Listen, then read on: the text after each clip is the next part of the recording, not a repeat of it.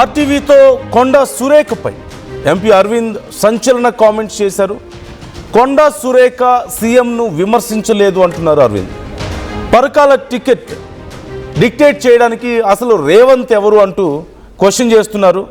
కొండా సురేఖను బీజేపీలోకి ఎంపీ అరవింద్ ఆహ్వానిస్తున్నారు కూడా. కొండా సురేఖపై చాలా అంశాలను ఆర్టీవీతో అరవింద్ పంచుకున్నారు. ఇప్పటికే కాంగ్రెస్లో జరుగుతున్నటువంటి పరిణామాల నేపథ్యంలో కొండా సురేఖ పార్టీ మారతారా అన్న చర్చ జరుగుతోంది. ఒకప్పుడు బీఆర్ఎస్తో ఉండడం, ఆ తర్వాత చాలా పార్టీలు మారినటువంటి ఎక్స్పీరియన్స్ ఉంది. టీడీపీ దగ్గర నుంచి కాంగ్రెస్, తర్వాత బీఆర్ఎస్, తర్వాత కాంగ్రెస్, మళ్ళీ ఇప్పుడు మనం చూస్తున్నాం. సో ఇలా వరుసగా పార్టీలు మారుతూ వచ్చారు. అయితే ఇప్పుడున్న పరిస్థితుల్లో ఓవైపు సుష్మిత జనసేనతో టచ్లో ఉన్నారు అంటూ వార్తలు వస్తున్నాయి, మనం చూస్తూ ఉన్నాం. కొండా సుష్మిత కామెంట్స్ తర్వాత ఇక కాంగ్రెస్లో కొండా సుష్మితకు అంత ఫ్రీ హ్యాండ్ దొరుకుతుందా? అలాగే పరకాలను ఇప్పటికే ప్రకటించేశారు కాబట్టి రేవూరికి సీఎం రేవంత్ రెడ్డి. ఇలాంటి పరిస్థితుల్లో మరి తన భవిష్యత్ ఏంటి? ఎట్టి పరిస్థితుల్లోనూ పరకాల సీట్ నాదే, కావాలంటే నువ్వు వచ్చి పోటీ చేయ, నేను పోటీ చేస్తా తిరిగి అని చెప్పేసి సుష్మిత మాట్లాడుతుంటే, మరోవైపు కొండా మురళి కానీ సురేఖ కానీ మాకు సంబంధం లేదా కామెంట్స్తో, తనకి 35 years ఏజ్ ఉంది, రాజకీయాల్లో యాక్టివ్గా ఉన్నారు, తను చేసిన కామెంట్స్ని మేము ఎలా సపోర్ట్ చేస్తాం, మేము ఎలా డినై చేస్తాం, తన ప్లాన్ అది. తన ప్లాన్ ఏలో భాగంగా ఇలాంటి కామెంట్స్ చేశారు, మరి ప్లాన్ బి ఏముందో మాకు తెలియదు అంటుంటే, ఇంకో పక్క జనసేనలోకి కొండా సుష్మిత వెళ్ళడానికి ఆలోచిస్తున్నారు అని ఇప్పటికే సంప్రదింపులు జరుగుతున్నాయని చెప్పి ఒక పక్క చర్చ జరుగుతుంది. అయితే ఇలాంటి క్రిటికల్ సిచ్యువేషన్లో, ఒక డిఫెన్సివ్ కండిషన్లో కొండా ఫ్యామిలీ ఉన్న టైంలో బీజేపీ నుంచి కొండా ఫ్యామిలీతో చర్చలు జరుగుతున్నాయి అన్న వార్తలు కూడా మనం చూస్తూనే ఉన్నాం. ఈ నేపథ్యంలో కొంతమంది ఒక్కొక్కరు ఒక్కో రకంగా మాట్లాడుతున్నారు. కాటిపల్లి ఏమో మేము కొండా సురేఖను రానివ్వము అని చెప్పేసి మాట్లాడుతూ ఉంటే, రాకేష్ రెడ్డి మాత్రం మేము వెల్కమ్ చేస్తామని చెప్తూనే ఒక బీసీ బిడ్డకు అన్యాయం జరుగుతుంటే మేము చూస్తూ ఊరుకోవాలా అని ప్రశ్నిస్తున్నటువంటి సందర్భం కూడా కనిపిస్తుంది. మరోవైపు ఎంపీ అరవింద్ ఈ అంశానికి సంబంధించి మాట్లాడారు. ఆర్టీవీతో చాలా అంశాలు మాట్లాడారు. దాంట్లో భాగంగా కొండా సురేఖకి సంబంధించిన అంశం మాట్లాడితే, ఒకవేళ బీజేపీలోకి వస్తామంటే మేము ఆహ్వానిస్తామని చెప్తూ ఉన్నారు. అంటే బీజేపీ కొంత ఈగర్గా ఉందా కొండా సురేఖను బీజేపీలోకి తీసుకోవడానికి? Of course they need Konda Surekha లాంటి మెంబర్స్ ఖచ్చితంగా బీజేపీకి అవసరం ఉంది. అంటే అగ్రెసివ్ పాలిటిక్స్ చేసేవాళ్ళు కానీ, కొంత స్టబాండ్గా స్ట్రాంగ్గా ఉండేటువంటి నాయకుల అవసరం బీజేపీకి ఉంటుంది. ఈ నేపథ్యంలో ఇప్పుడున్న పరిస్థితుల్లో కొండా సురేఖ కాంగ్రెస్లో కొంత సఫికేషన్ ఫీల్ అవుతున్నారు అన్న వార్తలు, అలాంటి ఒక సందర్భంలో ఓవైపు పార్టీలో రేవంత్ రెడ్డితో మాట్లాడడానికి ప్రయత్నించడం కానీ, అలాగే భట్టితో మాట్లాడడానికి ట్రై చేయడం కానీ, కొండా మురళి మొన్న భట్టిని కలిశారని మనం విన్నాం. అయితే కొండా సురేఖ ట్రై చేస్తే మాత్రం అపాయింట్మెంట్ ఇవ్వలేదని భట్టి కానీ, ఇటు రేవంత్ రెడ్డి కానీ.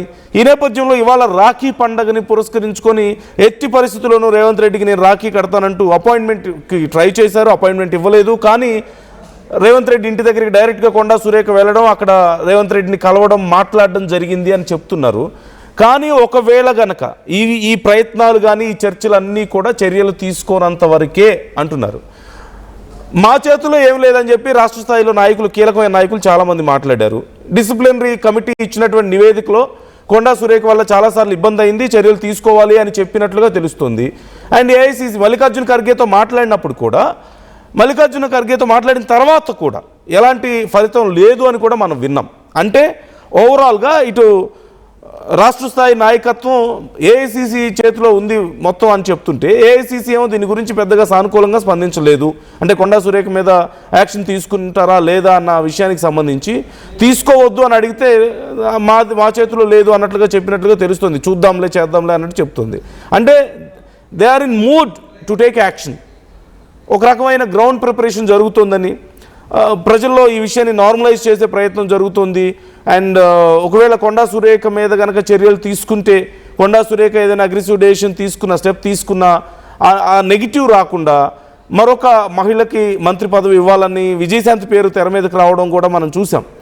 సో ఇలాంటి టైంలో కొండా సురేఖను బీజేపీ తమ వైపు రమ్మని చెప్పి అడిగే ప్రయత్నం చేస్తుందని, ఇన్ఫ్యాక్ట్ కొండా సురేఖతో, కొండా మురళితో బీజేపీ నాయకులు టచ్లో ఉన్నారన్నటువంటి వార్తలు కూడా వింటున్న ఈ టైంలో బీజేపీలోకి వస్తే మేము ఆహ్వానిస్తాం ఖచ్చితంగా అని చెప్తూ అరవింద్ అంటుంటే, మరోవైపు రాకేష్ రెడ్డి లాంటి నాయకులు బీసీ బిడ్డకు అన్యాయం జరిగితే మేము ఊరుకోం, అసలు రేవంత్ రెడ్డి ఎవరు, తీసేయడానికైనా యాక్షన్ తీసుకోవడానికైనా అని చెప్పి మంత్రి పదవి తీసేయడానికైనా రేవంత్ రెడ్డి ఎవరు అంటూ కామెంట్ చేస్తున్నటువంటి సందర్భం కూడా చూస్తున్నాం.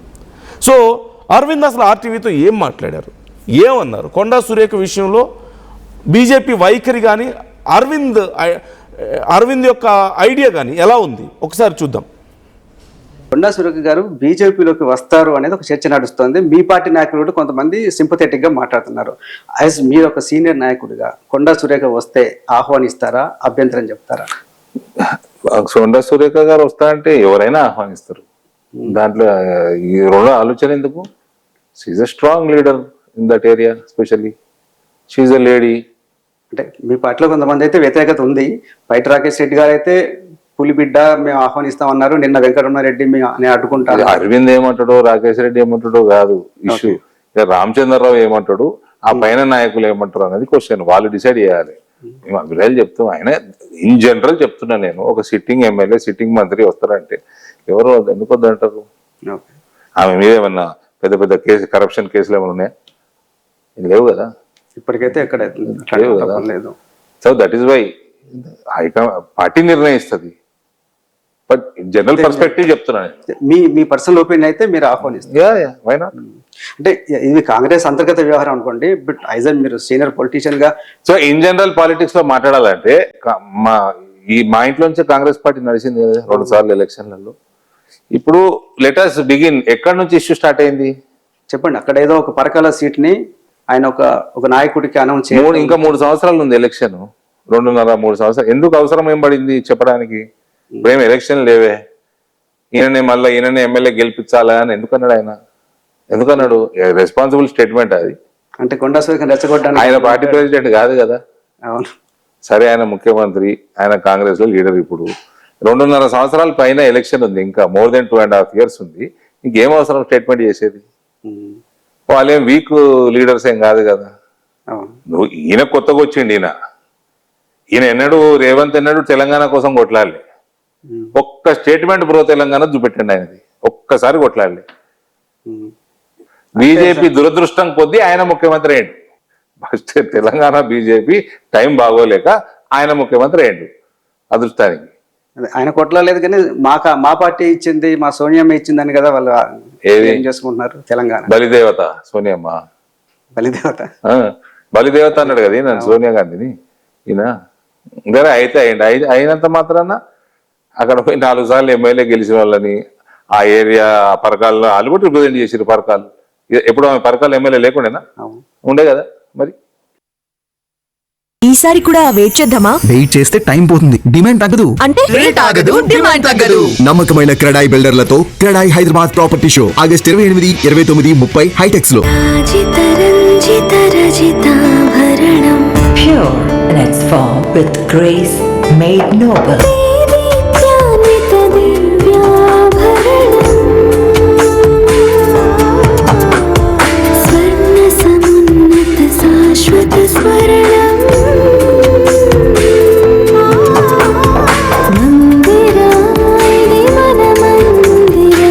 Mandira Premium Silver Jewelry by Manipali. Tournament కి ముందు పెయింట్ ఎలా